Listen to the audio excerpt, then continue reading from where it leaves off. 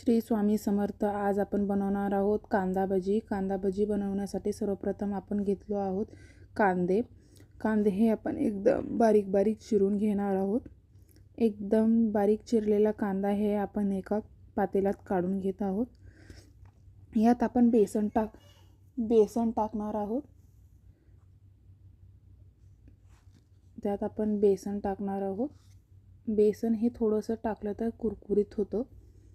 मग त्यात आपण जिरे ओवा टाकत आहोत। जिरे ओवा टाकल्यानंतर आपण मिक्सरमध्ये वाटून घेतलेली बारीक कोथिंबीर टाकत आहोत। कोथिंबीर काही जण कट करून पण टाकतात, पण आपण इथे मिक्सरमध्ये बारीक करून घेतलो आहोत। त्याची चव खूपच छान लागते। एकदा नक्की ट्राय करा असं टाकून। मग आपण हिरवी मिरची मिक्सरमध्ये बारीक करून टाकत आहोत। काही जण लाल तिखटही वापरतात, पण हिरवी मिरची टाकल्यामुळे जी चव येते ना ती खूपच मस्त लागते। मग आपण हिरवी मिरची टाकलो, मग शेंगाचा कूट टाकत आहोत। जाडसर थोडासा कूट टाकायचं। सहसा तर शेंगाचा कूट कोण टाकत नाही, पण एकदा नक्की टाकून बघा, खूप छान चव येते। मग यात आपण तीळ टाकत आहोत। मग एक चिमूटभर खाण्याचा सोडा। मग परत यात चवीनुसार मीठ टाकून ठेवून चवीनुसार मीठ टाकून हे बॅटरला 5 ते 10 मिनिटासाठी ठेवून द्यायचं। परत त्या कांद्याला पाणी सुटतं।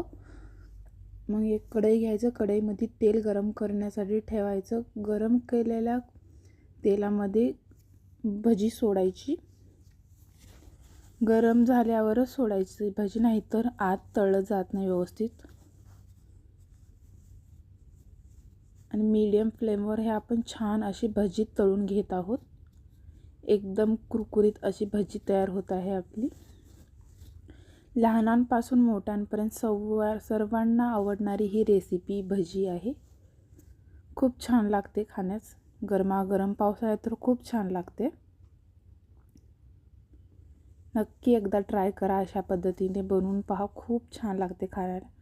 हे आपली गरमागरम भजी तयार आहेत। हे भजी आपण सॉससोबत जर खाल्लो ना खूपच भारी लागते। एकदा नक्की ट्राय करा।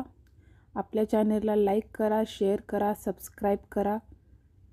धन्यवाद।